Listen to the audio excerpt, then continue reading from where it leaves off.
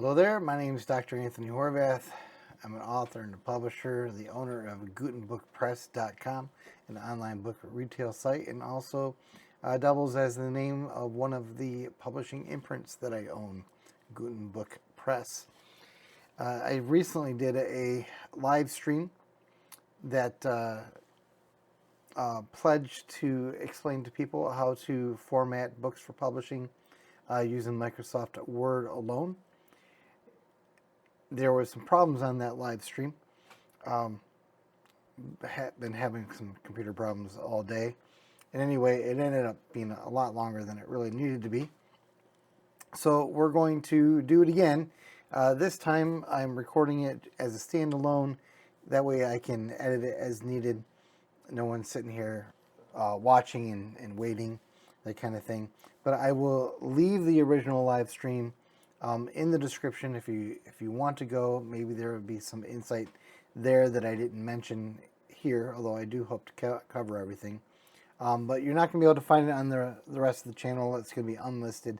The only way to find it is through the description.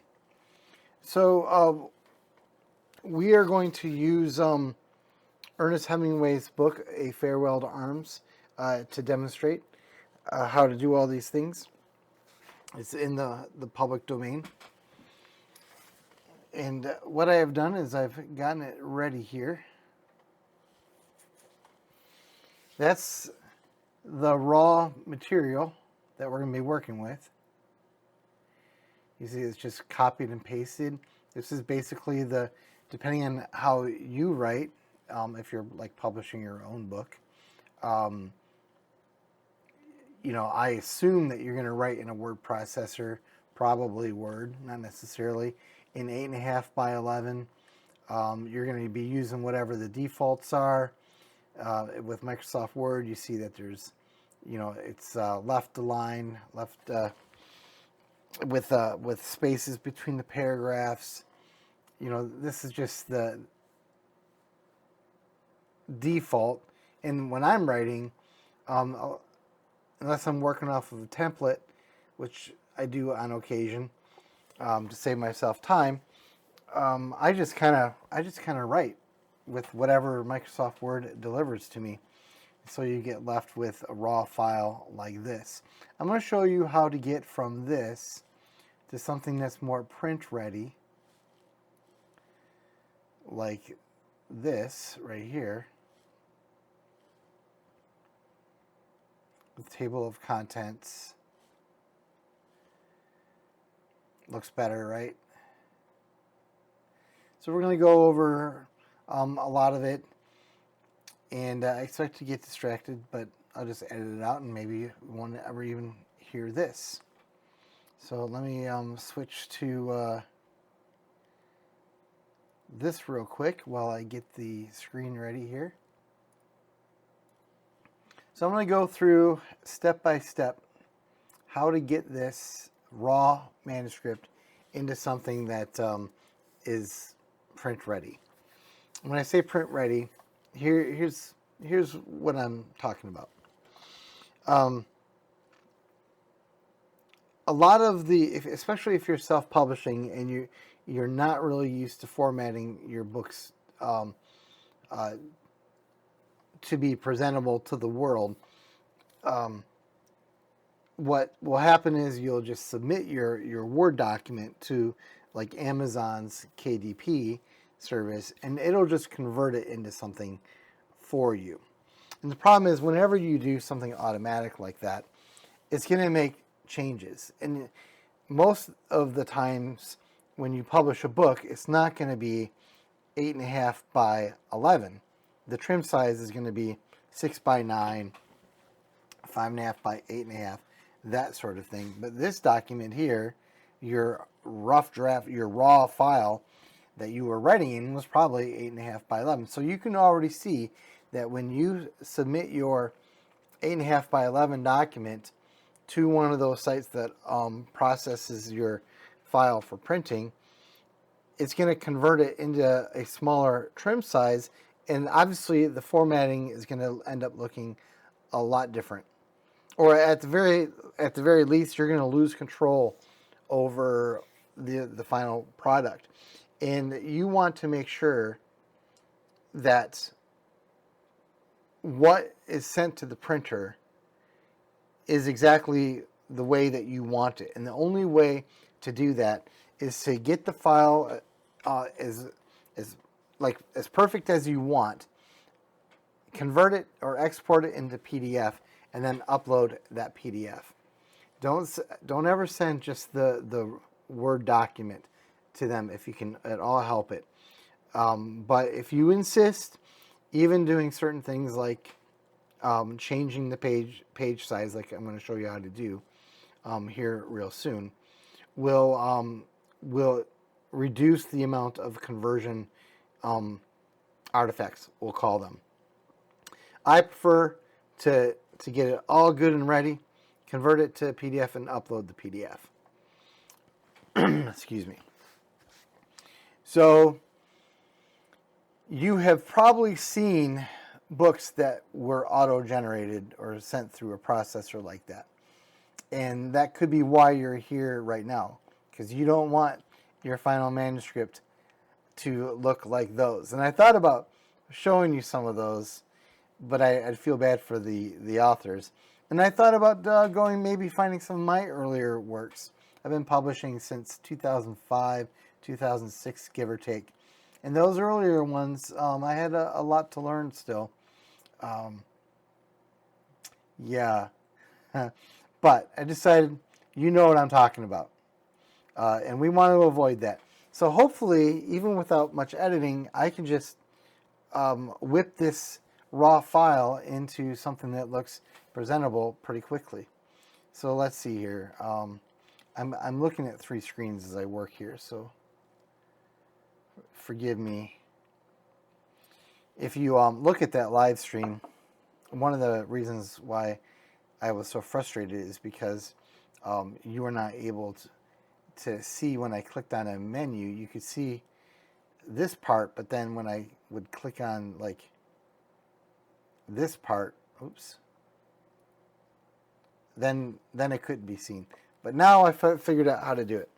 So that problem's been solved. All right, so before we do anything, let's get the page size into something that's going to be suitable. Now, at the bottom here, underneath my Burley chest, you see that there are 88,000 words in this. Yeah. So for me, if I'm doing a book, I kind of gauge the trim size based on the word count. And so for 88,000 words, I'm pretty much looking at doing a 6x9. But remember, every page has a cost to it. Right around 2.5 to 3 cents. Obviously, if you're ordering in bulk quantity, those numbers change. But like if you're doing print on demand, roughly 3 cents a page. So, you know, the print cost for if you add another 100 pages, that's going to be, $3 to the production cost. And if you can reduce the page count simply by formatting and save yourself that dollar, then you don't have to pass that cost down to your customers and be more competitive in the pricing of your book. So there is a tension because you could compress it a great deal. You could publish this. I could publish this as a 8.5 by 11, and you can see if I did, it would be 245 pages, and that's less than what's going to happen when I start changing things, but it'll look stupid. And if people think your book looks stupid, they're not going to buy it. They might buy it, but they're not going to refer it. So we're going to go 6x9, and here's how we do it. Go up to Layout, right up here, Page Setup, and jump over to the Paper tab. And you can just manually enter the height and the weight. Make sure you have whole document selected here. hit OK. Now you are already well ahead what a lot of authors send to KDP, because they just send that 8.5 by 11, and then after that all hell breaks loose in the formatting. Now the default there was 1-inch margins. I think that's too far typically. I like 0.6 all the way around, so I'm going to go back to my margins. 0.6. We can always change this later, and as I'm showing you how to do all this stuff, I might just do that. And our page count is now at 330. Okay. Now this still does not look professional, right? So what we're going to do is at the very beginning, when we're doing the initial layout, this is going to be the hardest, most tedious part of it, but I can still do it pretty quickly because I know what I'm doing. But there's no way around it. But there are some tricks that you can use to help yourself out. So first of all, let's get the front matter ready to go. Front matter is the stuff before your text, the main body of your manuscript. Okay, so here's what we're going to do. I don't really like these lines.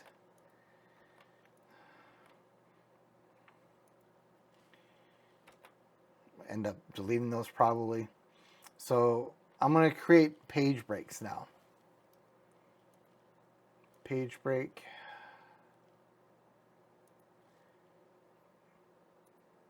Page break. Page break. Okay. So we've kind of separated things out. We'll come back and format this stuff a little bit better later. One of the other things that I like to do is I like to have 2 title pages, but this is total preference. So I'm going to make another blank page. So remember, the first page of your book is going to be the odd numbered page.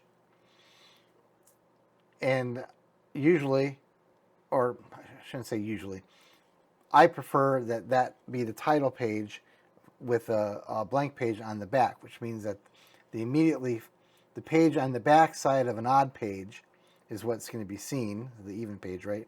So it's blank. And then here's my second title page.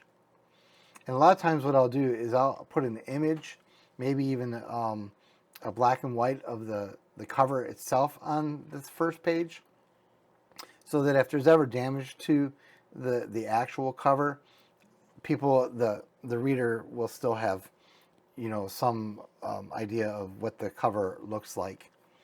Anyway, and then on this next page here, he had a dedication, and we're not going to put that on this page.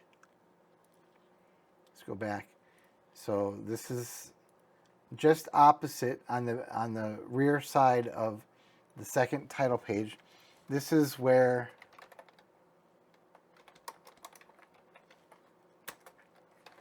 we're going to put the ISBN.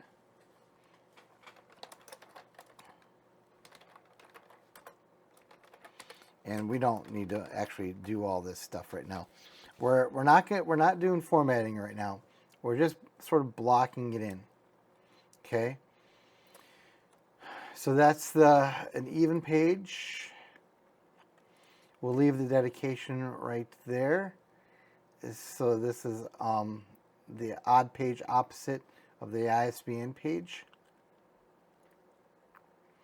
Now we have a decision to make. Nobody wants to see a book start on the actual reading of the book on the even page on the left side when you open it.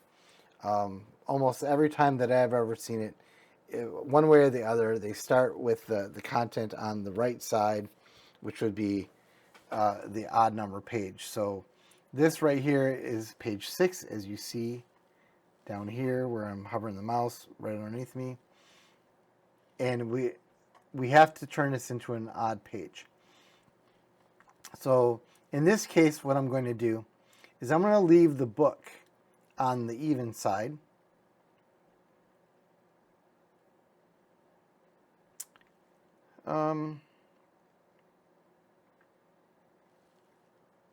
No, I'm not. What I'm going to do is I'm just going to, for now, I'm just going to create a new break, and I'm going to leave the book and the chapter on the same thing, because if I have a whole separate page just for the book, because he's got 5 books, that's 5 extra pages. That's 15 extra cents that's going to have to be charged to someone. So to save space, I'm actually going to leave this right together. I did it differently in my live stream, but this time I'm not going to create a page break. This time I'm going to go up here and I'm going to create something called a section break. Section break, next page. And it jumped up here for some reason. Okay, so here's our blank page. So the page opposite of the beginning of our content now is a blank page. Page 6, page 7. Now, I should mention here too that Microsoft Word has this really weird thing. It does not like it if you try to have page 1 on an even page. So if you are trying to get your pagination in and it's not working right, it could be because you have started page 1 on an even number page. So just come down here underneath where my shoulder is again. I'm on page 7. So eventually when I put my page number in, I'll make sure that I'm still on the odd page. Okay, so before we go any further, this is where the real tedious work comes in. Because right now, this is all the same style. What do I mean by style? Well, look over here on the left side. These are styles. I wonder if I could get rid of the, let's get rid of only the ones in use, so that things are not. Okay. A lot of these, some of these are ones I've already done in the past, and they're loaded by default. And so that's what some of these others are, even though they're not actually in use. The problem is this. If you were to like sit here right now, you're looking at page 1, and you go in and you begin fudging with things manually. Like so.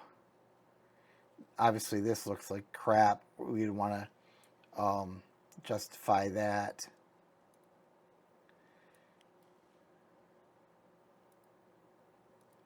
I'm just kind of randomly doing stuff here. Okay, so that's looking better, right? But the problem is that let's say I decide that I don't like the way that this looks, and I want to change it. Well, I'd have to come through here and change it manually, which is fine. But if you've got 25 chapters, if you have to go and manually update the font choice for every chapter, that's a lot of extra time that you don't want to do. Or similarly, if you want to change the font or the size or the spacing of this, like this first paragraph here, you're going to have to go through, you're going to have to highlight everything, go up here, make the changes, whatever it is. And you're going to miss something. You're going to miss a lot, actually. And the amount of time that you spend going in through line by line after every change that you make like that, it's going to break your brain. And you'll never want to do it again, and it'll be horrible. So we're going to just reverse all that. And I'm going to show you how you really ought to do it. We're going to use a style. So when you do a style, all you do, and you have the style menu over here, and I think I'm using Office Word 2016, I believe. Um, you access the style menu from up here. Let's see where I'm up right here. Okay. I'm going to get the style right, and then I'm going to apply that style to the content as is appropriate. And then if I change my mind on how I want the layout to be later on, I don't have to go through and change every paragraph or every chapter. I just change the style. Okay? So this is the most tedious part. And this is why I will sometimes work off of templates when I'm doing my own writing, so that it's all, because I've been doing this for so long, that just saves time in the long run. But if you're here for the first time and you've never worked with styles, you're not going to have a template. You're just going to have to do what I'm going to show you how to do now. So the first thing we have to do is we have to delink the formatting on this. So you see that book 1, when you click on a line, it shows you on the other side what the font or the style is, right? See over here? So I can change that. See all what I'm doing there? Okay. But there's a real danger when I make my changes. I can't have my chapter to be normal and my text be normal at the same time, because then when I change the main text, if I want to, that changes the chapter as well. So here's what we're going to do. We're just going to go back to the beginning. I'm going to block in the roughly how I want it. So in this case, we will make the font really big, 36. We will center it. And then, after I've done this, now I have to actually create a style from that. So what I do in this version of Word is I right-click on it, come up here, there's a little arrow hit next to the word styles, hit styles, come down here, create a style, and we will just call this books. And now you see that there's a new listing in our style menu over here. So now whenever I see a book that he's put in here, I won't highlight it and change it. I'll just highlight it and hit books. Okay, let's do something with chapter now. So not to belabor the point, but this is no longer the quote normal style, it's the book style. So our chapter, we will make that smaller than book. We will also center it. We will go over here, create a style. Again, we'll call this one chapters. Okay. We're just going to leave the main text alone right for now. And I am going to come up here though. And no, we can leave that as normal. We'll just, if these stay, no. Nope, it won't work. We are just going to create a new style for this front matter as a temporary thing here. Even though we will be changing it. Because when we change the main text, we don't want it to change the identical text that was in the front matter. We need to keep them separate and distinct. So I assign them to a different style for now. So now before we bother with making this look the way that we want, we're going to have to go through and find every chapter in every book and apply the style that we need. This is the most annoying part. And maybe I will even just simply get rid of this part. Let's see here. Can I...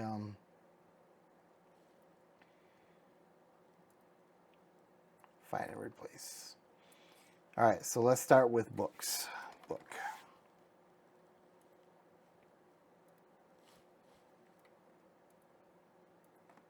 Okay, so there's a book. Let's get in there, See how I'm doing it? And since I'm here, I may as well do the chapters. But now we'll go to the book. Here's another one. Book. Chapters. Keep going with our find.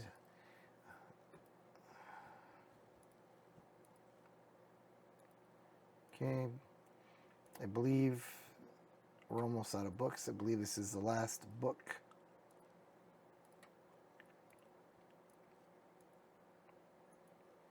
Yep. That's it. Okay. So now we're at the beginning here. Now we got to go do chapters. Yes, this really stinks. And you can't just do a find all replace because like it is actually possible to search by style word and replace it with a word that's been changed to that style. But since we're not just changing the word chapter, but we have actual numbers behind it, it would change the word chapter, but it would leave the numbering alone. So that's no good. So we're just going to have to do this manually. And this part stinks. So, but let's just do it. Get it over with. And put this dialog off to the side so I can work here. Maybe I'll cut this out so you don't have to see it. Oops, see, that's what I'm talking about. See what I mean? I hit the word chapter was highlighted, but the number 3 there was not. So, oops. You gotta highlight the whole thing. Actually, you don't have to highlight. You just gotta put the cursor in the line and then do it. Yep. Trust me, after this process is over, and maybe I'm just gonna delete this so you don't have to endure it. We'll see. It depends on how much I hate you. So I'm just doing a find for the word chapter. Another reason why you would not want to just do a search for the word chapter is because it's entirely possible that he used the word chapter in a different sense in the actual text of the manuscript. And in that case, you would find that you had adulterated something within the main text. We already did that one. Now, depending on what kind of change you made, you might easily catch it later on, but you might not. I think for that tidbit alone, I'm just going to make you sit here and go through this whole thing. You can just fast forward it if you really want to. We're already 1/3 of the way through, so you know it could be worse. Now it's just a matter of preference how you actually end up styling these. My point, what I'm trying to get conveyed here, is by applying styles to them, you make it so that whatever you decide can be applied uniformly to everything that is of a like kind. And you can do it in like 2 clicks instead of having to do what I'm doing right now every time you make a change, because that would really suck. Imagine having to do what I'm doing right now every time you wanted to change the font. In fact, it'd be even worse because you'd have to highlight it, go up to the menu, and do all this other crap.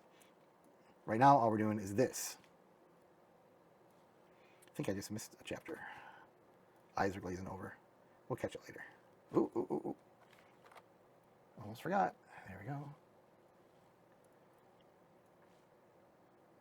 Almost done. All I'm doing is on the find and replace dialog, I'm just hitting find next. See it there? Find next.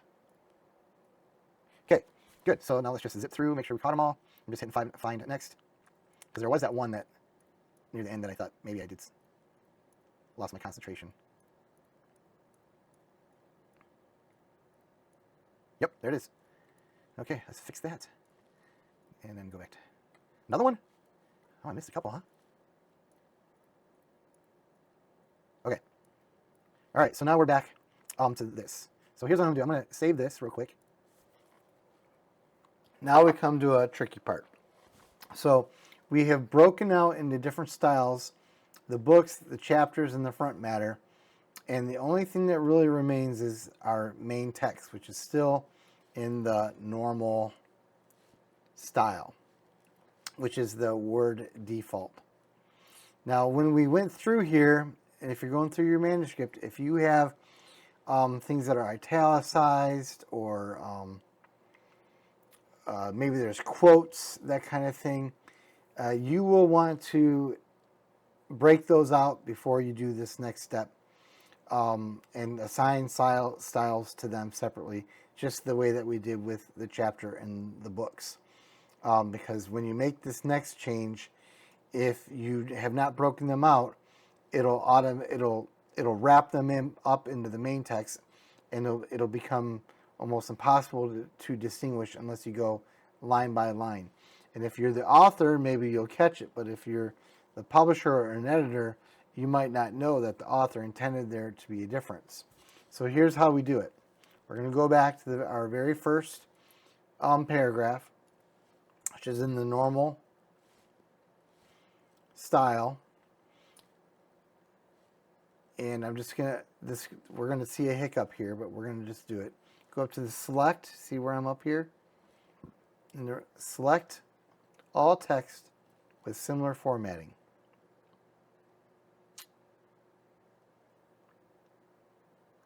I'm afraid to do this, actually. There's another way of doing it, too.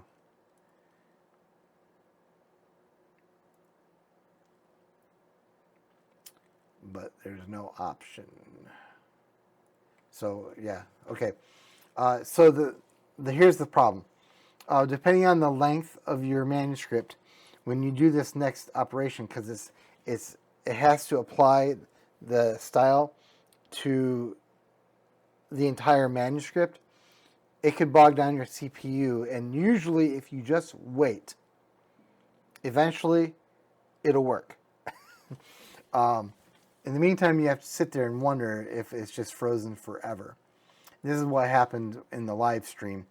I got impatient waiting for it. But here's what we do. Select all text with similar formatting. Okay. And now you can see that we have at the top, word is not responding. We've got the little window. We're just going to sit here and wait. In my experience, eventually, even if you've got a slow computer, eventually it does select the content that you're trying to get. You just got to wait. We will leave it alone.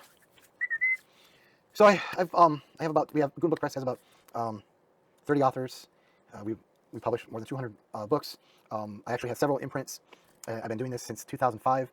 I began as a self-publisher, and in 2005 we didn't have things like KDP. What did they have before that? Kindle? They started out, Amazon only really had ebooks, CreateSpace, right? The sophistication of the conversion tools that a lot of these online sites have, like Amazon or Lulu, has really improved. And I didn't have that back then. Yeah. So, and I'm cheap. There are professional programs that can do a lot of this stuff. But what I found is that, at least for my purposes, there's nothing that could be done in those. Let me rephrase that. There's nothing that I want to do that are in those, that are exclusive to those, that I can't actually do in Microsoft Word. I've found ways to duplicate just about anything that I've ever really wanted to do. So, did I mention that I'm cheap? I'm just going to use this. So, let's see here. Yep. This part's a pain, that's for sure. What else can I say while we wait for this? Can talk philosophy about whether or not you should self-publish and all that other stuff. You know, it depends. Personally, I think that if you've written a book, someone should read it. You know, there's an attitude out there that unless you have an agent, unless you've worked through the traditional model, you're not even a real author. And I don't accept that. I don't buy that at all. That does not mean, of course, that your book is the kind of thing that will want to be read by a lot of people. I mean, these two things are separate things. So you could try to find an agent. Certainly. You could go through the process of trying to find a publisher if you can't get an agent. You can do Vanity Press or whatnot if you really wanted to, that sort of thing. But if you've written a book, don't just let it completely die unless like you're ashamed of it. You know, go ahead and whip up something using the modern technology. At least your family and friends will enjoy it. And I mean, you've accomplished something. So why not? Especially with print-on-demand technology right now. It's not like you have to print 50 to 100 or 1,000 copies of it. You just print 20 copies. It costs you $250, depending on how you do it at the most. And you have something. Anyway, that's my opinion. Okay, come on now.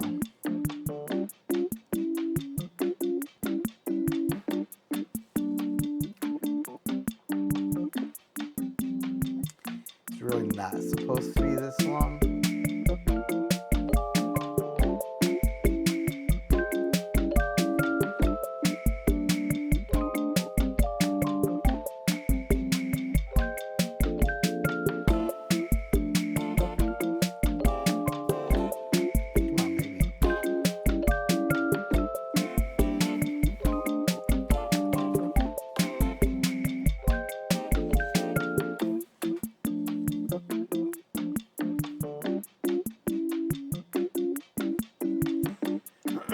what I did in the live stream is I actually went and deleted the back half of the book so that I didn't have this problem. And I might have to do that again here.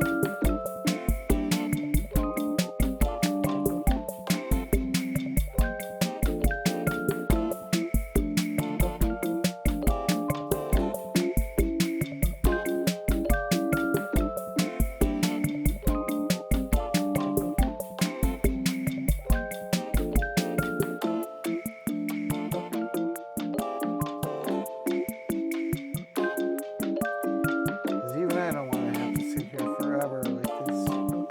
Check my CPU.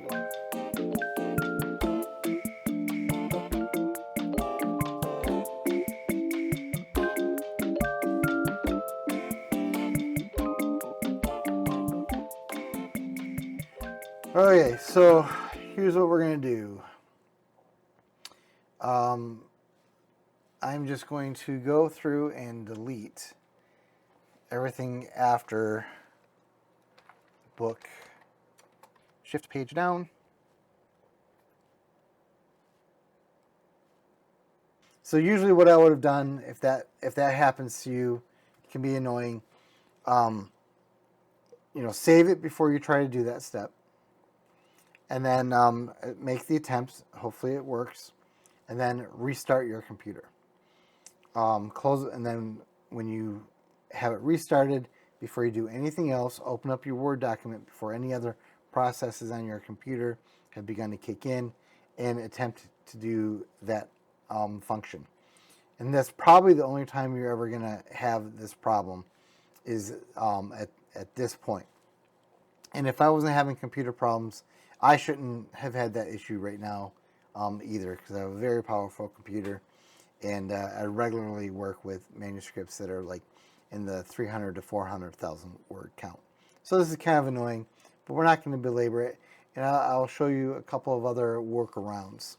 So here's where we're at. I've deleted everything beyond book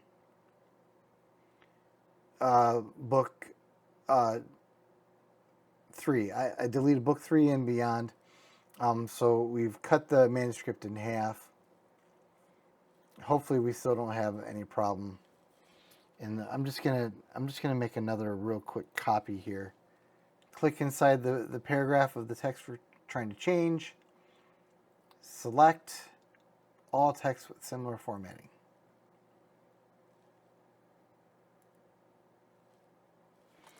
All right, now hopefully it doesn't just hang.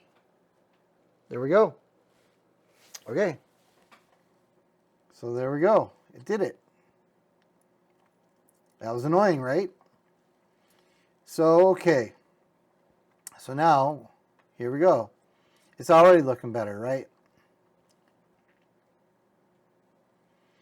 Let's see. How can we get rid of these?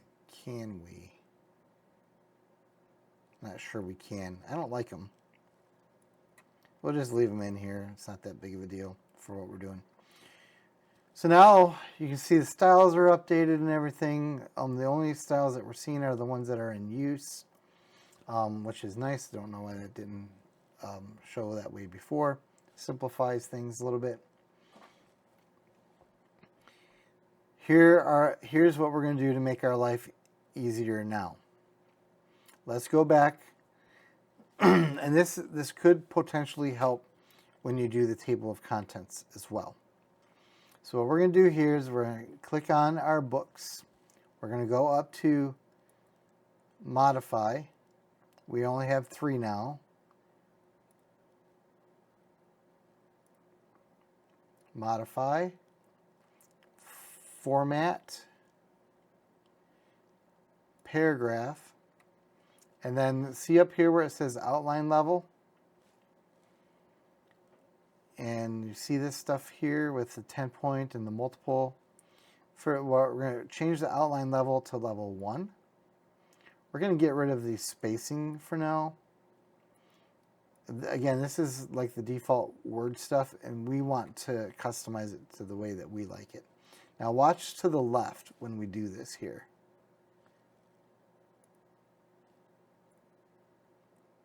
Ah, see?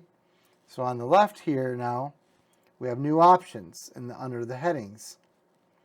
And it looks like apparently our chapter 2 was formatted like books. But now instead of scrolling, all we have to do is click on this and it'll jump right to it.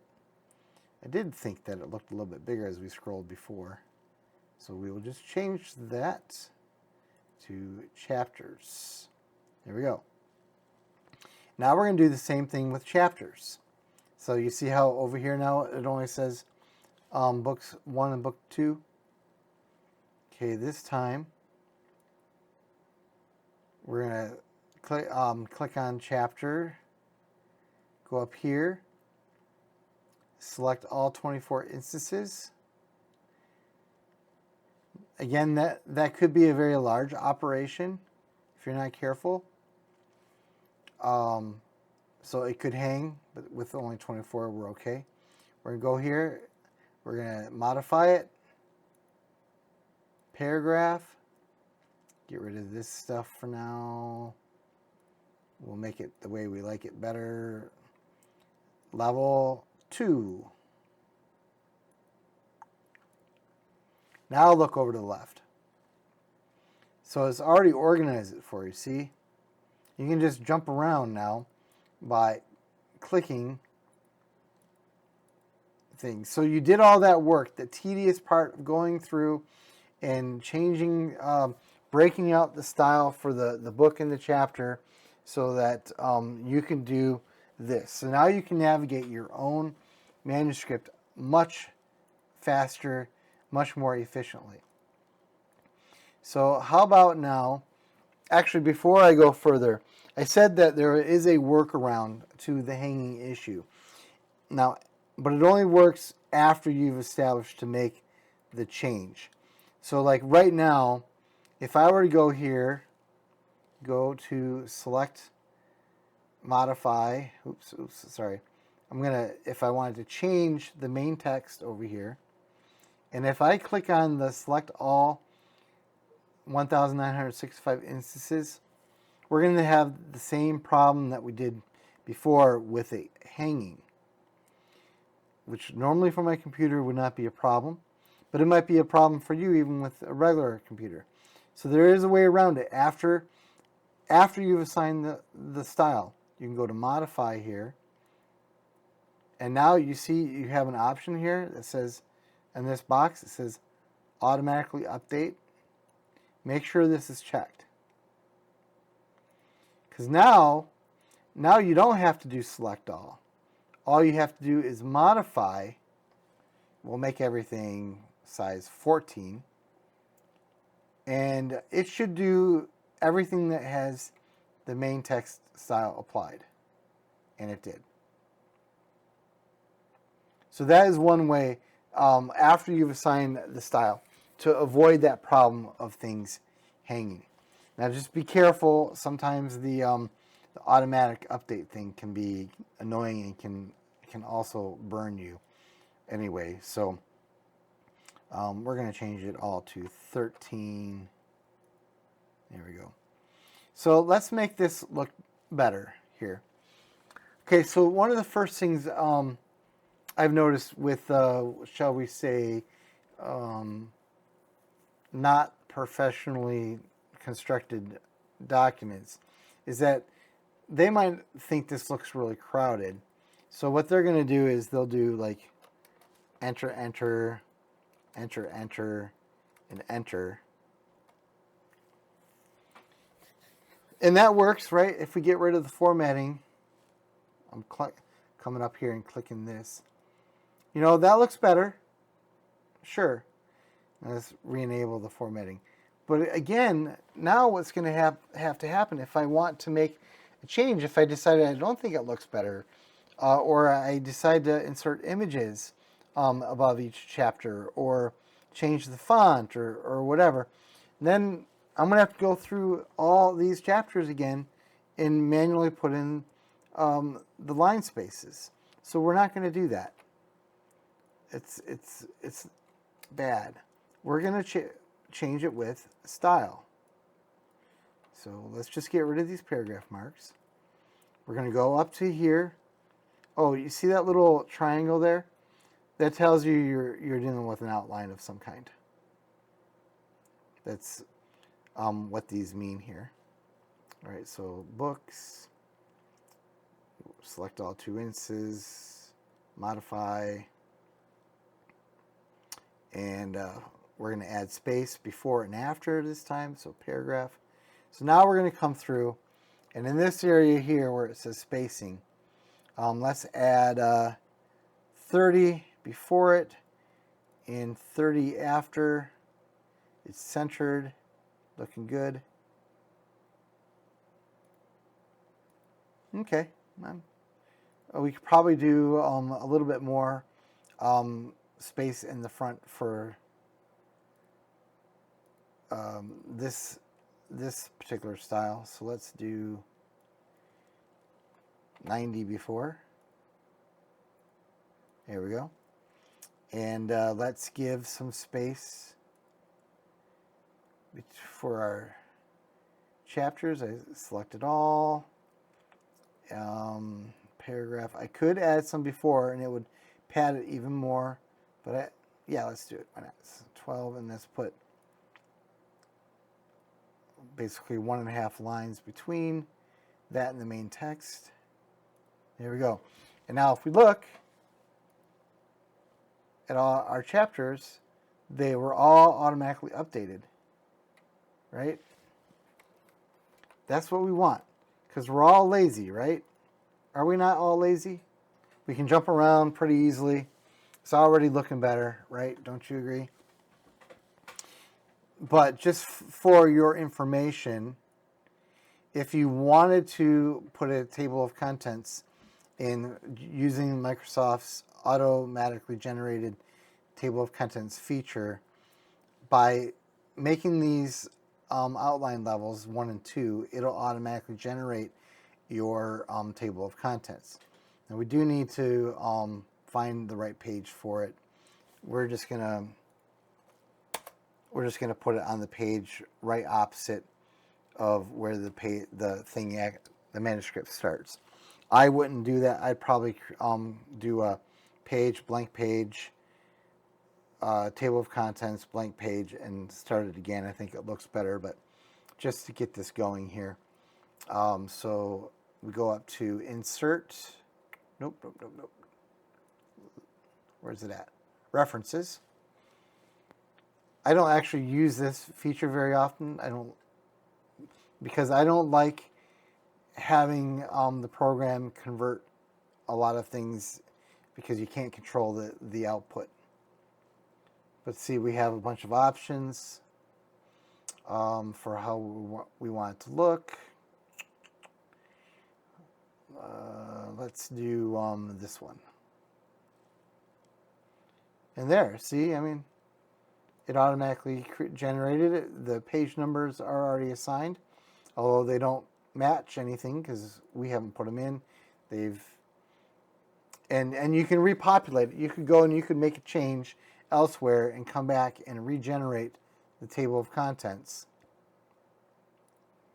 and it would recalculate everything.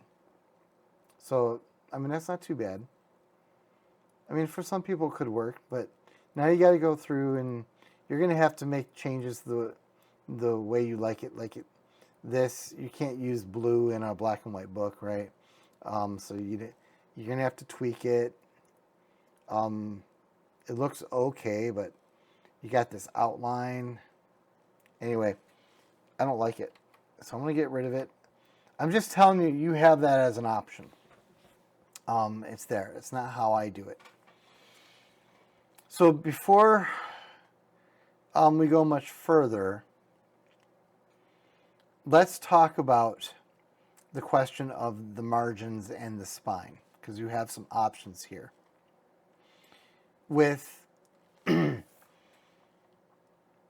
I put for my margins all the way around 0.6, 0.6. And I find that to be usually pretty acceptable as far as text does not disappear into the spine, but just barely. So one way of resolving that issue is to go back up to the layout, go back to your page setup, which is up here, and then just make it 0.8 on the sides. Make sure you do whole document. You know, and that'll solve the problem too. And it's not a bad solution. Okay? But the way that the pros would do it is they would add something called a gutter. And the thing is, like, I don't do this. I don't do it. It's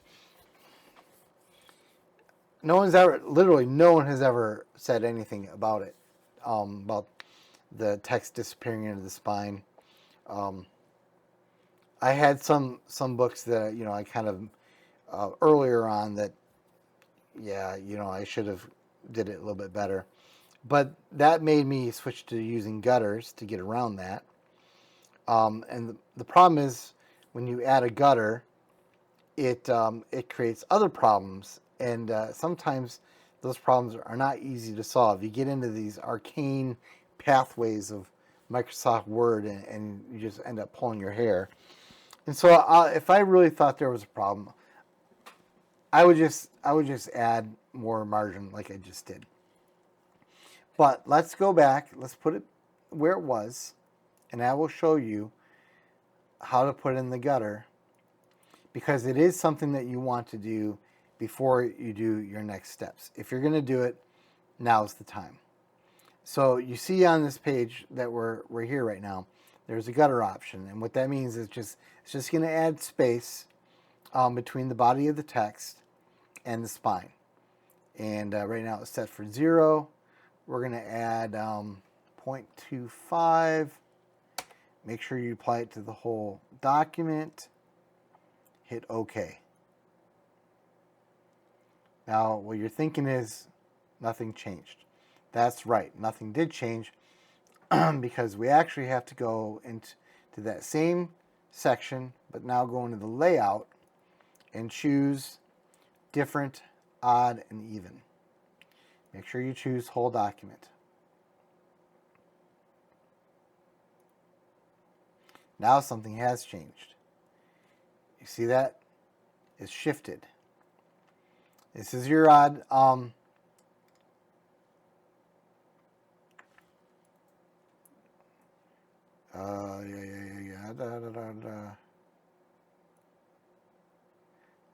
already thinking something kind of went goofy on me here.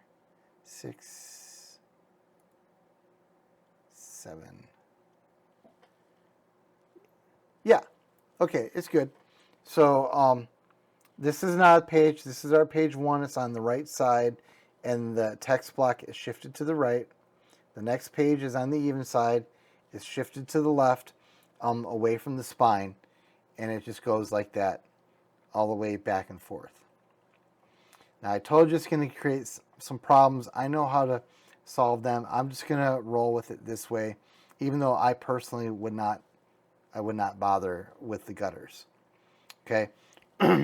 So now what we're going to do is we're going to just, before we tidy things up, because, like, I don't know about you, but this looks like crap having this right above the page like that. So you would just create a page and get rid of it. But the thing is, there's another thing that we're going to do that could affect how the pages fall. And maybe after we do that, this is not like at the bottom of a page like that. And that is the thing that I'm thinking of in particular is our page numbers. So this is, again, a spot where the fact that we did section breaks, remember the section breaks? And not page breaks. We did page breaks up here, but then when we were getting into the creation of the actual body of the text, we used a section break. What that did is it completely broke apart the manuscript. And so if I make a change on the bottom part, it's not going to be reflected above this. Although you have to be careful because you can link sections, and by default they are. So that's going to be an issue. So here's what we're going to do. we're going to add our page numbers. Click in the area. Can you see? I don't know if you can see on my. Oh yeah, there's my cursor. Okay, so click there. See where it says link to previous? It's bad news. What it's going to do is it's going to put a page number on your title page and your author page where the ISBN is. You don't want that, so you want to unlink it. But because you also selected different odd and even, there's also a section on the even side. So we have to go unselect that as well. Don't forget to do that or you'll pay. So now we're going to go back to here. We're going to insert our page number right up here. See where I'm hovering? Page number, I like them at the bottom of the page. It says 7, that's fine for now. Go back up to the page number thing, format page numbers. The option was page number format, start at 1. I like to make them a little bit smaller. So I'm going to change the font. And this will change the font for all of the odd numbered page numbers. So X kind of like a style in this way, without actually being a style. And then, how's that look? Looks okay. But you'll notice there's no page number 2. It's because basically when we selected odd and different odd and even, we basically divided up these sections into yet another new section, the odd section and the even section. Okay, so we have to reinsert our page numbers on the even pages. Pagination was good. What size font did I make the last one? Do you remember?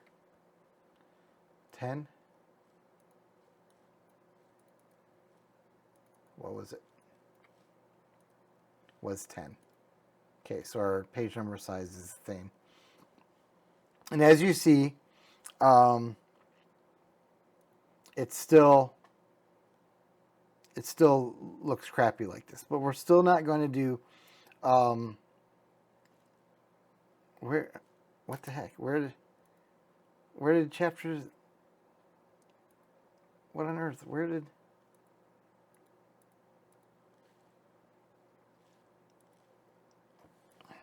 Control Z.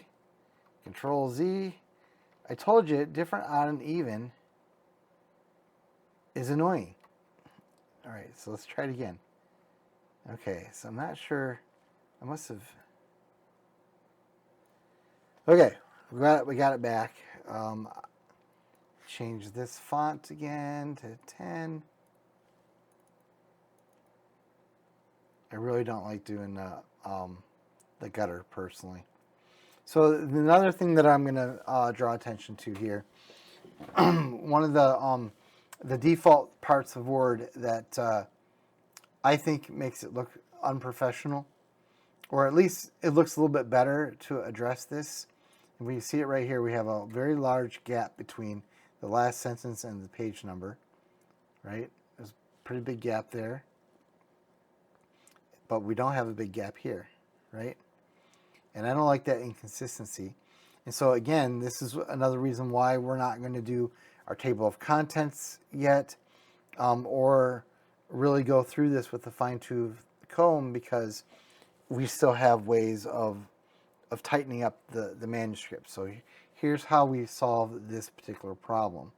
Let's just glance above here. 3's, 2 of course is nuts. So 4 is the one we'll use as our. Okay, so I'm going to save this wisely. Our main text was automatically update, so we don't have to worry about the hang. So watch what we do. We go to Format, Paragraph, and then for line and page breaks, we're going to unselect Window Orphan Control. Sometimes keep with next will also be marked, checked, get rid of that too. And then hit OK.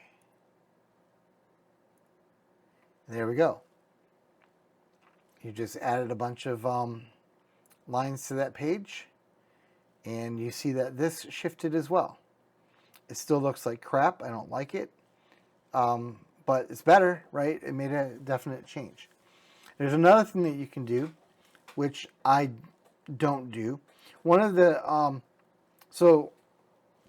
things that the professional software can do better than Microsoft Word is what's the not just hyphenation, but like the justification. Sometimes with Microsoft Word, and it depends on the font. Some fonts are better than others. I'm looking for an example here. Especially for like if there's a really long word.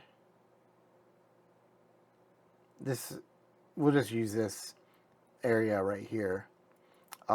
We have a somewhat longer word here. What if I do this? What if I... No. The point is, like, this is all actually looking pretty good. Here we go. Like this, it adds these extra spaces in here, like to make it fit, to make it work. You see this sentence here? So the way that you would solve that in a professional software, I think you're going to be able to, it'll work that out really easily. But this is where you do have to kind of get into the nitty gritty a little bit. And you're going to need to find a place to put a hyphen. And this is a dangerous procedure because now if you make any changes, if you haven't done things in the order that I've showed you, it's kind of like a mathematical problem, like order of operations, then suddenly putting in a hyphen like this, and let's say, let me just show you what could happen. You know, let's say we decide to change the font size to 12 instead of 13. Well, where to go, right? Well, I can find it because I had the forethought to. Here we go. So where look now see where we're at? This is our section. There's our hyphen now. And if you did it manually the way that I just did, and you did that through the whole document, now you're going to have to go through and unwind all of that.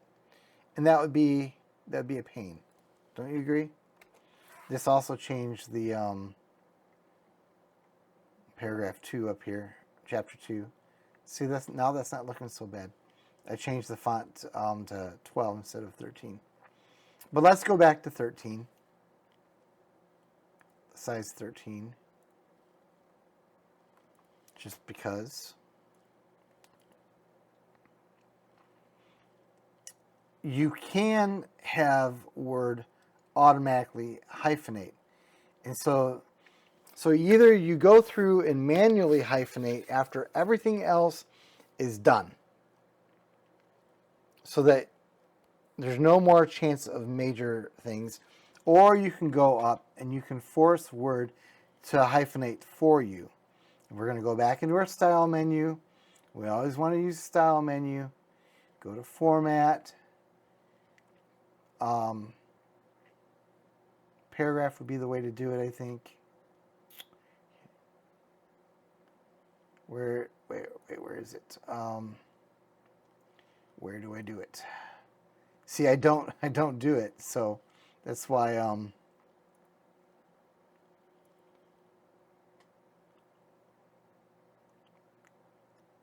how do I hyphenate again? This will tell it not to hyphenate.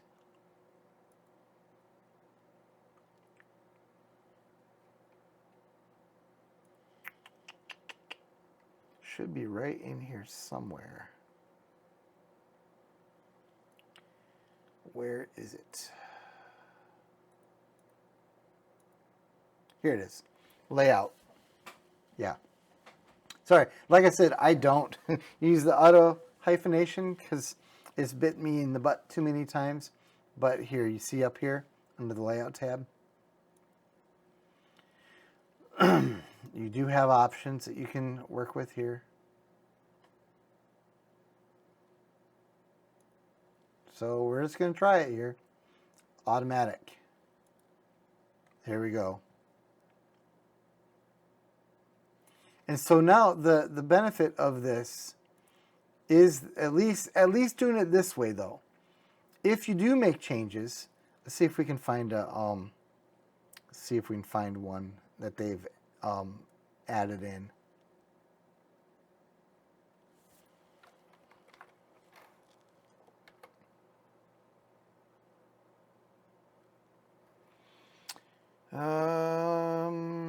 That's all. It's going to be at the end of the line, right? Here we go.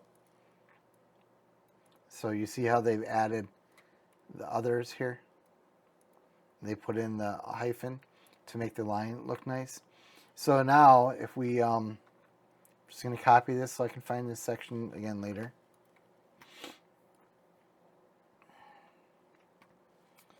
And now I'm going to go and I'm going to change the font size, and we'll see when we move back to 12 how it handles this paragraph. So take a good look.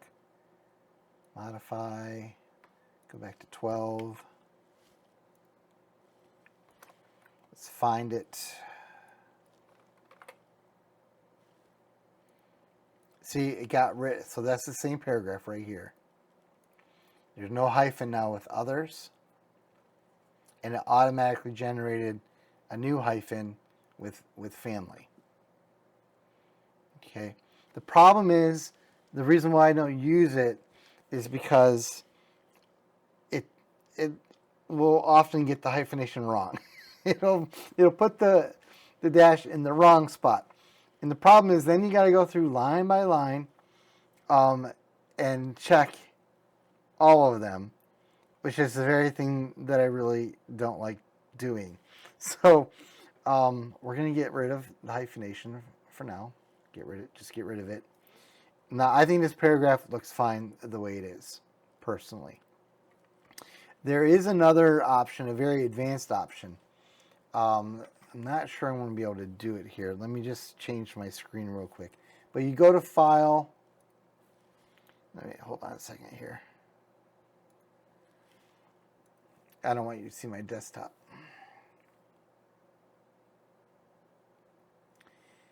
And then Options. And then when you go to File and Options, you have this that comes up, and let's see, where was it? Is it Proofing? Advanced? I think it's Advanced.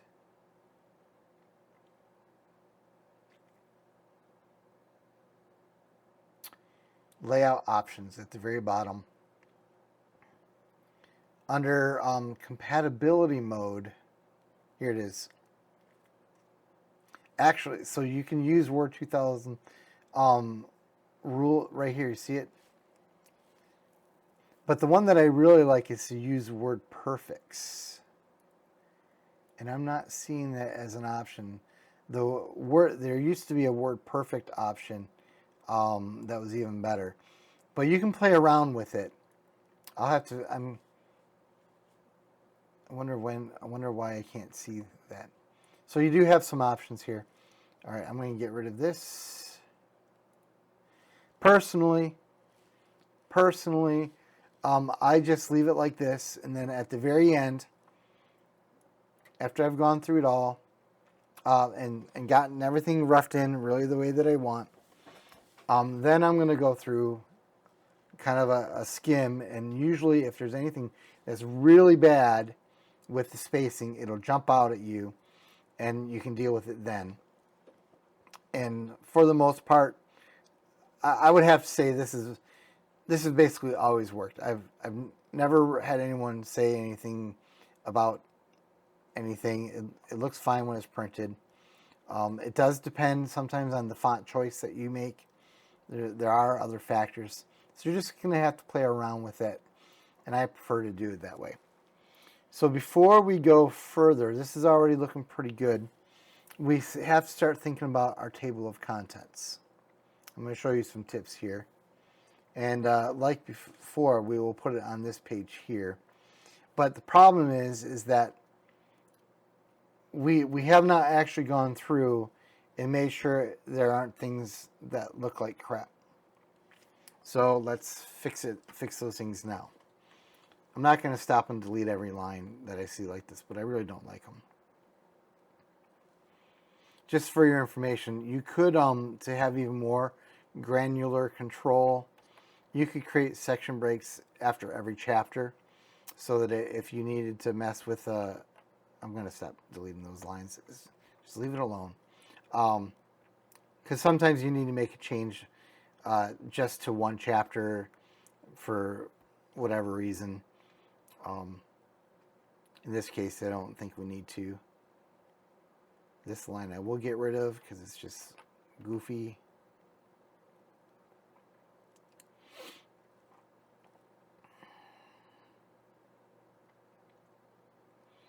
So I'm just sort of scanning. I'm not really sure what's going on here.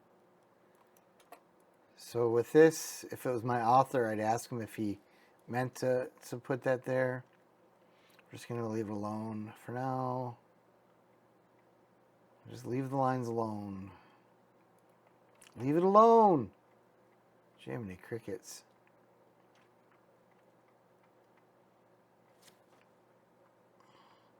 Mainly what I want to see is if we have the chapter headings that are like hanging on the page, or sometimes what will happen is you'll have just one word on a page because it couldn't fit it on, so it adds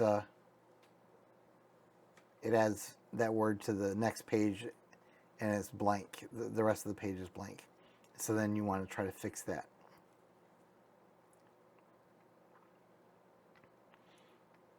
But we're not going to mess around with it too much, and I haven't seen that happen yet in this one.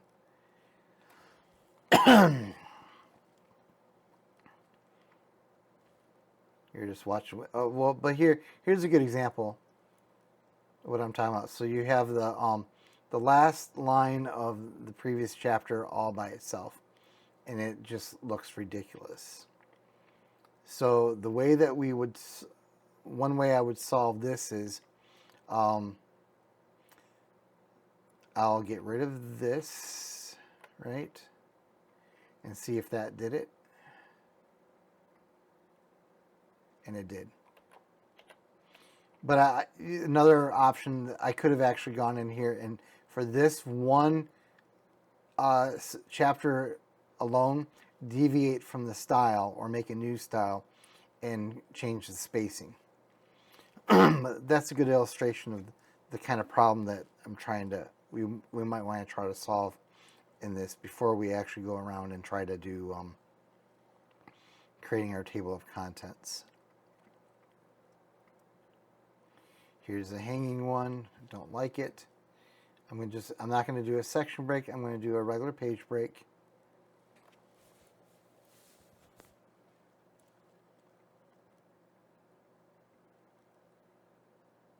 This jumped out, so this looks like a place where we'd want a hyphen, I would say. There we go. Usually you can see them just by scanning. Your eye just catches it, and otherwise people don't notice it at all.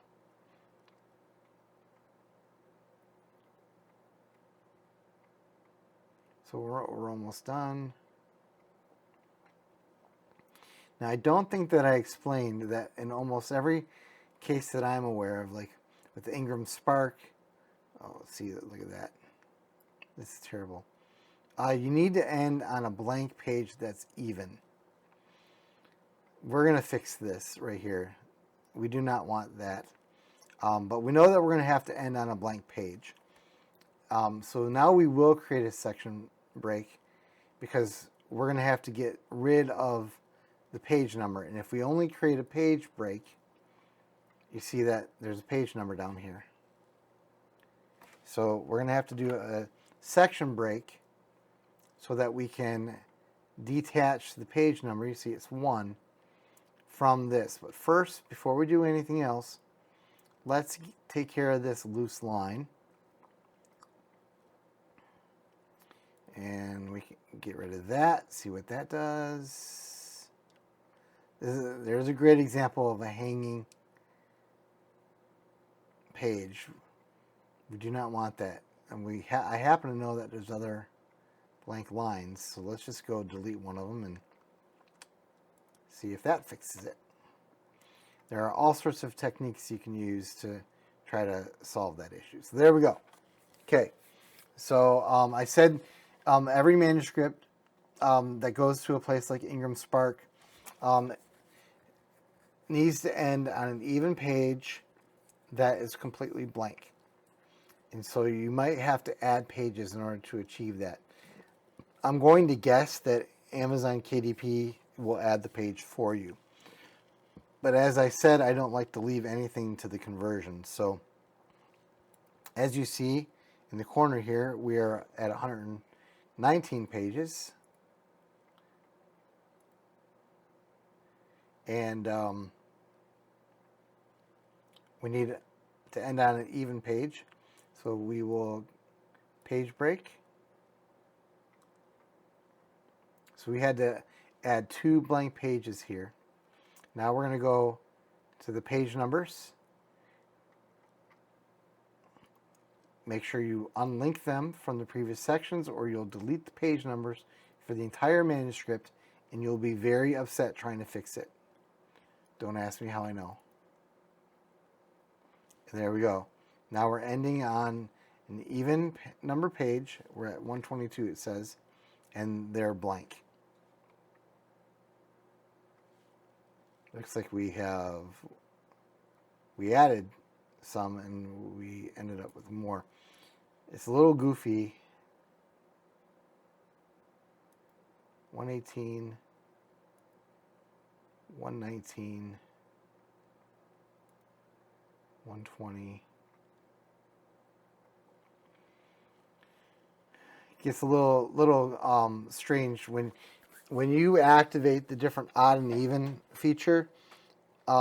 Word tries to fix things as you go, so it's not uncommon to have it create hidden pages that don't exist. You only find out when you export them. So another reason why I don't use it. Okay, so I think we're about ready to go, and I'll show you how I make the table of contents. Let's go back to the beginning here. I could actually just come up here, right, and click on over here. Click on book. And I think it's now time we can make our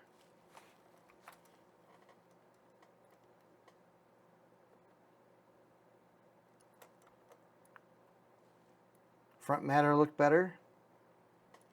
For this, I don't care so much about the whether or not I'm using a style or not. In fact, I'm just going to go here and I'm going to clear the formatting.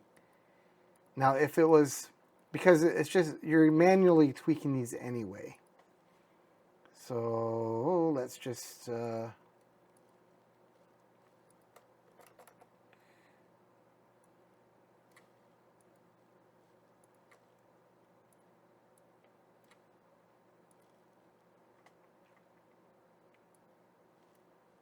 clear the formatting. I'm pretty sure I already explained why I use 2 title pages.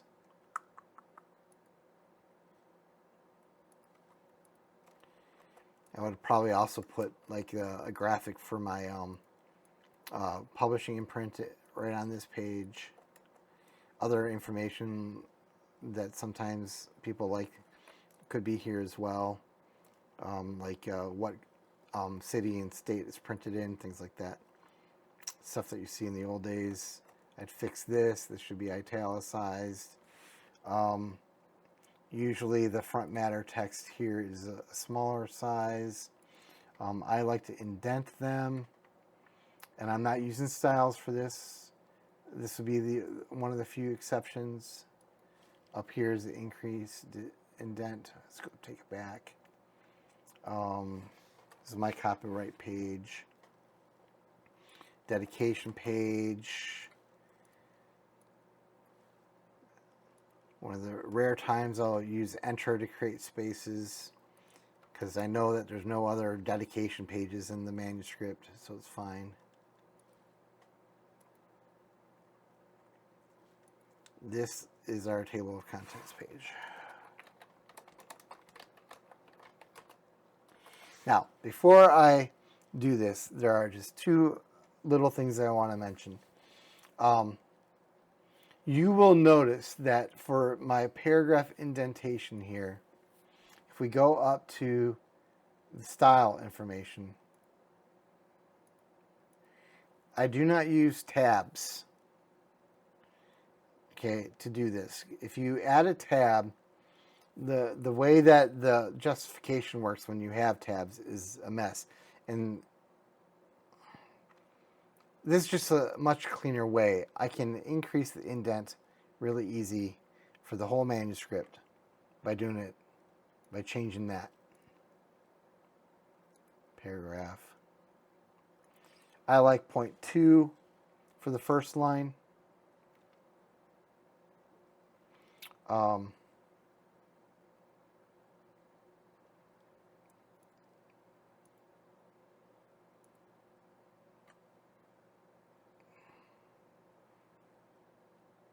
I just think that looks better.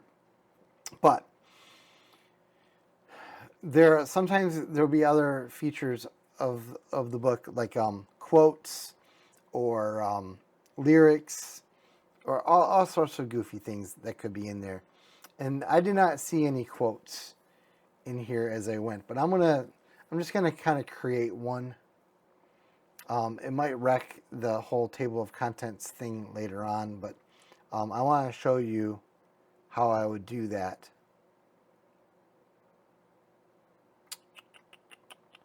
What can I use for a quote? Don't need to be wasting all this time. Let's go back up here.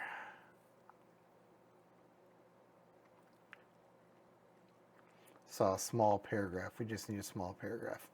We're going to turn this into like a quote, some sort of quotation. So like the temptation from a less than seasoned typesetter using Word would hit enter, and then tab, and then of course, well, how do you tab it from the other side? What can we do? And now we have a tab here, but you can't see it, right? Or even worse, they might do space, space, space, space, space, space, space. And then maybe they come over here to the word there, hit enter, space, space, space, space, space, space, space. This is ridiculous, right? Don't do that. I'm just doing Control Z to get rid of all that. Instead, what I'm going to do, I'm going to clear the style. So, because remember, the way that I had it, I have main text, which was what it was, as automatically updating, see? So if I were to make a change on this section, it would have changed the entire manuscript. And we don't want to do that in this case. In fact, as I was going through the first time, I would have, if I saw a legitimate quote that was set aside, I would have dealt with it. Then I would have created a new style. So that's what we're going to do here. We're going to make a style. Let's see, right click, paragraph, get rid of the spaces at before and after, at least for now. Here is how we're going to indent it right here. This will let us do both the left side and the right side. Okay, so that's hey, that's not too bad. I don't like having these paragraph, like using line breaks like that, because again, if you had like 30 quotes, and this is how you broke them out in every case, then unexpected things could happen. So instead, what we're going to do, we're going to now save this as a style, call it quote,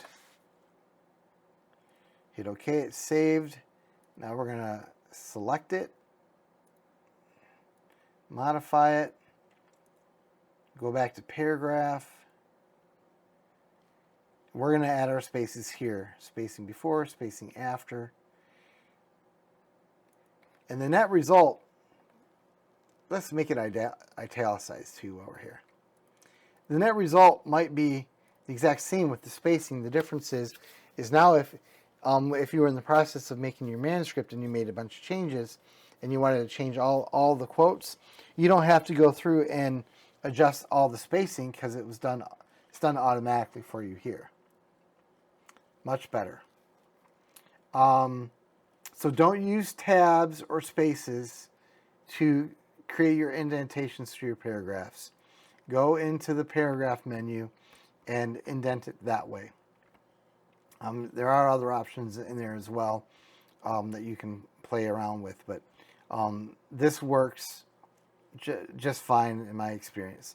Now let's work on the table of contents, then I think that's going to be just about it. Let's see. So what did I say before? You can go in here, you can create a table of contents automatically and generate it, and it's going to use all this. It's going to use your levels here that I'm clicking on to do that.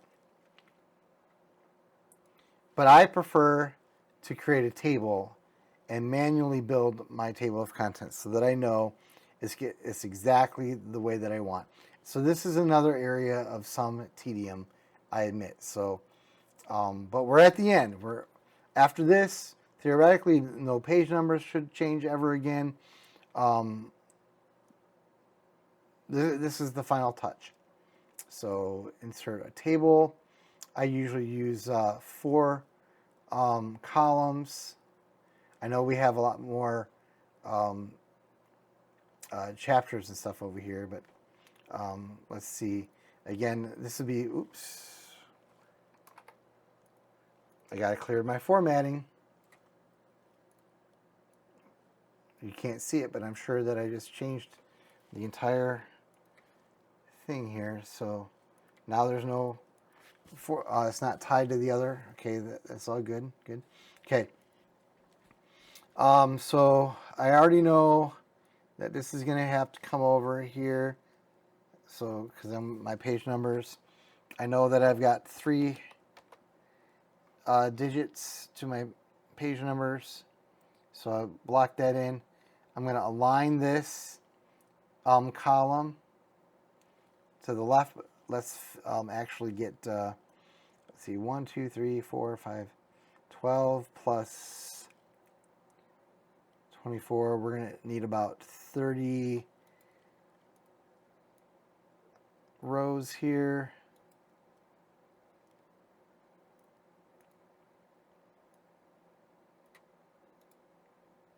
So we'll just get it ready here.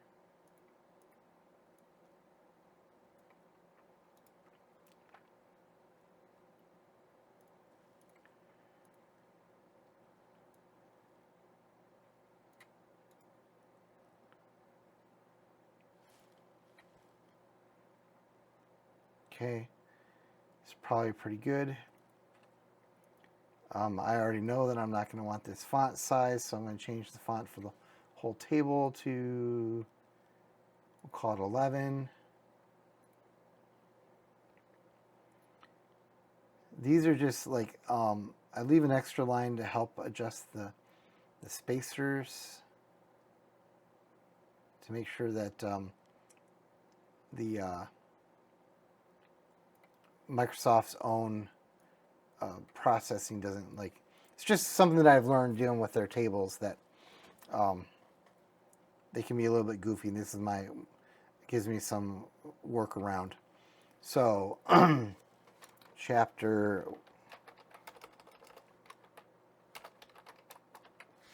Okay. Oops, they use Roman numerals. You know what? I'm almost too lazy to do Roman numerals right now. So here's what I'm going to do, though. I'm going to copy that. Now I'm just going to go through and I'm just going to prep everything here. Actually, we could do, let's merge the cells on this line here. This will be book 1. Maybe create just a little bit of space. There we go.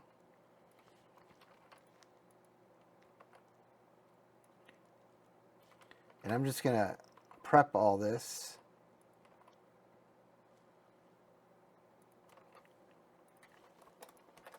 So that it doesn't take me too long. I don't really have to do this, do I? Because, I mean, I think you get the gist.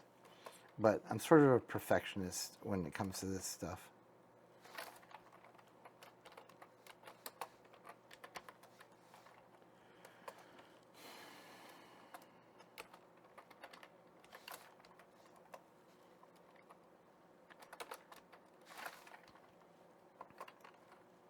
Oops, daisy. Didn't want to do that. X1. Oops. Come on, buddy. All right, I'm not going to do that anymore. Here's going to be our next book. Merge the cells.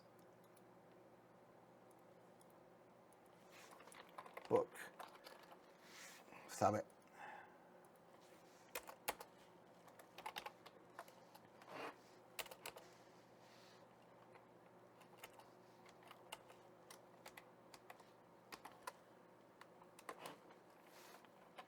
Book 2. And you see there's a discrepancy here, right? I have one in Roman numerals and one in alphanumeric. So I'd fix that here. And you see it automatically fix it over here on the menu. Okay. And I have to create the same corresponding space.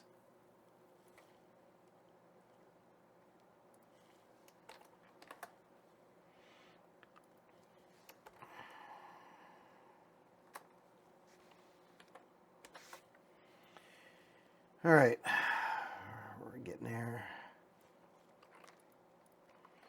I said, yeah, so this is a little tedious, I get it. And what do we got? 13. I know I'm not using the Roman numerals, but I don't need to sit here and do this. You get the idea.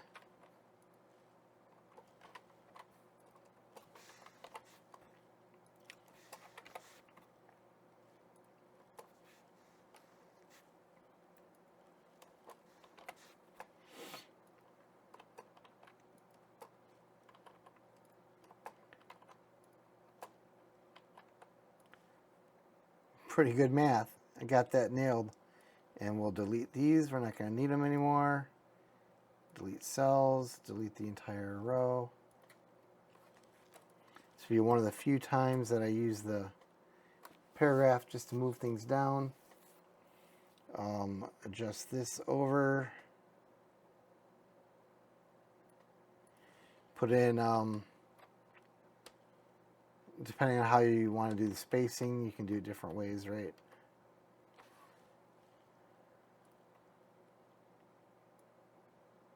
I'm going to put periods in.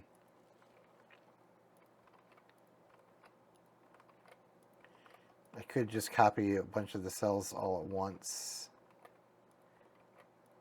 like so.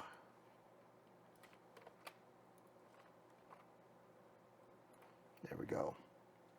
Now it's time for the page numbers. Now there are two ways you can do this. I'm not sure there's a, it's just going to be your preference. One is to go back over here and on your left side And we know that the chapter 1 is going to be page 1, right? We know that. And to make it look nice, we're going to right align this column. And we're going to left align. Oops. Looks like book 1 slid over there. This was already. Let's fix that. Get that back over there. Okay. So we know that. So let's jump to chapter 2 by clicking over here. And now we just jump back. In fact, what you might want to do is for this one time only, possibly change this here to give it a level.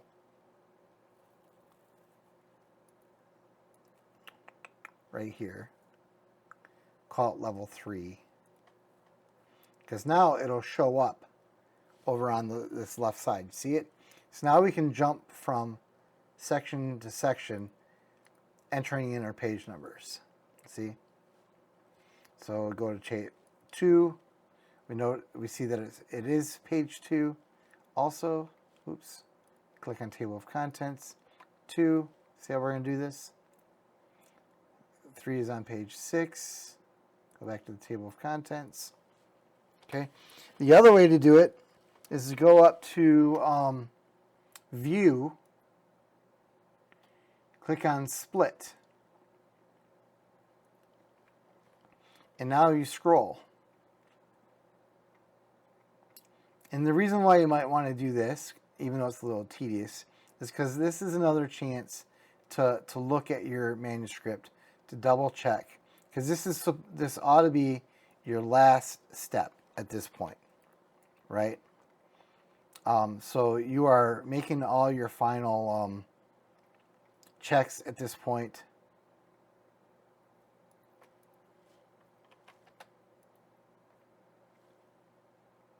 So to get rid of this view, the split view, you just, well, before I do that, notice how you can jump around here also. You just click inside the area that you want. But we just drag it off and now it's gone. Okay. So we are going to just finish off this table of contents using this way, because I know that I did a good job. In fact, I don't really care about the page numbers. And we're just going to put in page numbers to, so that we can show you the formatting. And remember, if you make any major changes after this, you are probably likely have messed with your whole,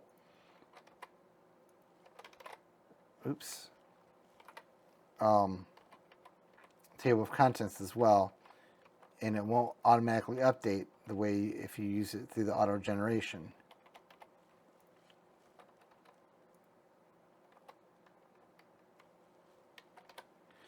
And then now I go and I hide. I click right click inside the table, table properties, border shading, none. Get rid of the paragraph markings so you can see. Looks pretty good, right? Yeah, and you can do all sorts of. There's other ways you can do it that would be just as fine too. Just go back before you really mess with it. Re-enable the borders so that you can see where your columns and stuff are. So, like for example, we could have put all of these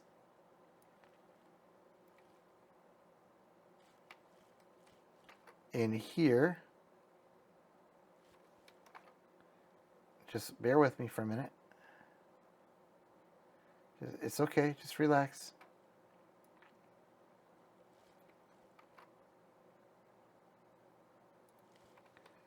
Just putting them in, see what I'm doing here?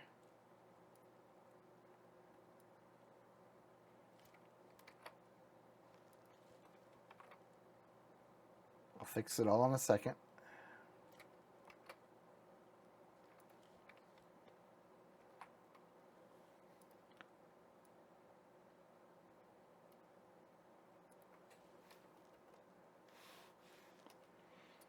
And so you see what that did is now is the chapters are indented. Now we'll just turn off the shading again.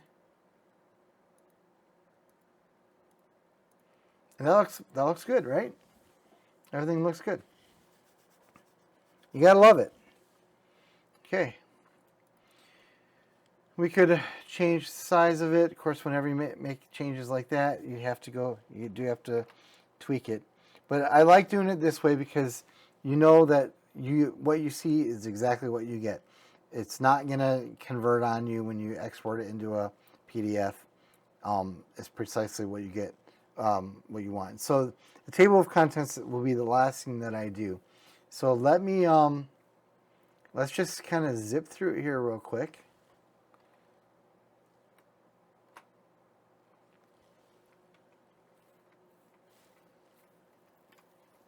It's looking pretty good. Probably if I was doing this, I probably wouldn't have the chapter headings so large, but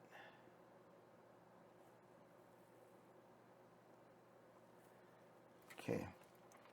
And just to show you that I could, the one thing that you can fix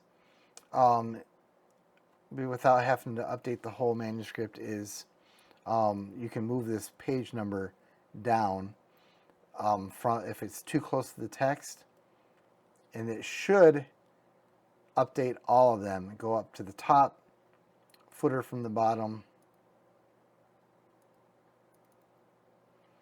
and now it's a little bit further down. See the space here, so it's not so crowded, and that's not gonna impact your the page numbering. So that, I don't know how long has this video been, an hour and a half maybe. So you know, it's pretty much done at this point.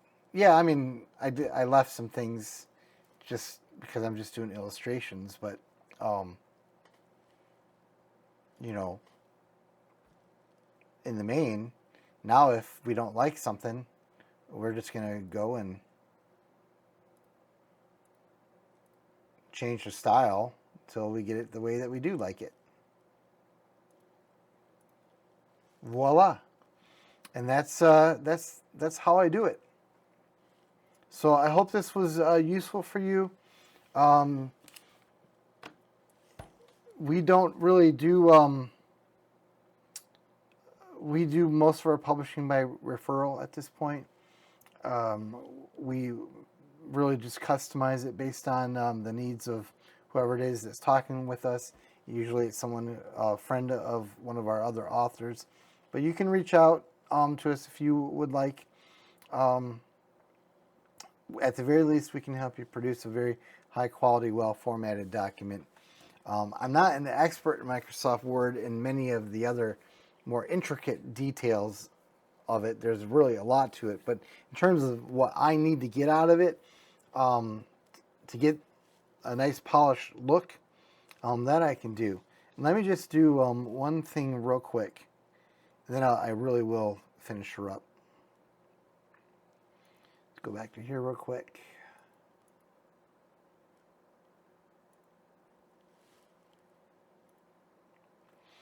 So you might have to actually, you might have to add something to the PDF process. I don't quite remember.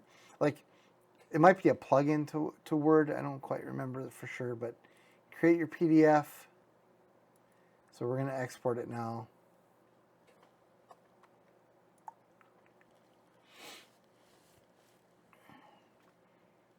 And this would be the final check. This PDF would be the file then that you would send.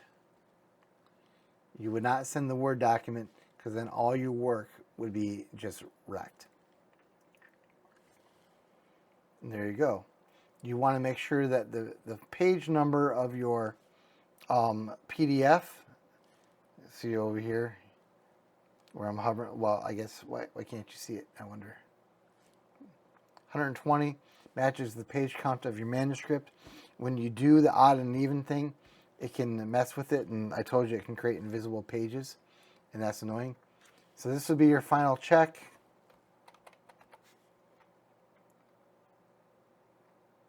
Everything's looking good to me. And that's how we do it. Okay. So GutenbookPress.com. Find us on Twitter at GutenbookPress. And my name is Dr. Anthony Horvath. Hope this was helpful. And I'm done, man. We're over. Adios. Here, watch my exit screen. See ya.